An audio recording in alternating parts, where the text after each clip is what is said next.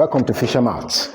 Now the bearing, let's solve this bearing problem. The bearing of x from y is 0.74 degree. This is a three-figure bearing.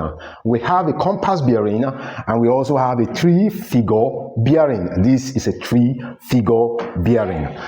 What is the bearing of y from x? I read the question again. The bearing of x from y. What is the bearing of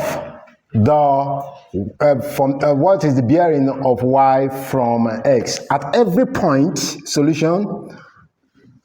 At every point, we have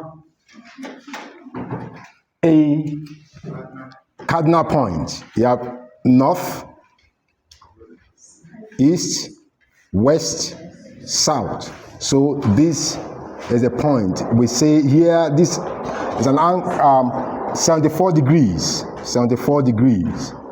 So because it is coming from the bearing of x from y, so there must be y, and to a point where we have x. Now we are looking for, this is an alternate angle. This is south, this is north, this is west, this is east. This is an alternate angle, and because it's an alternate angle, here is 74.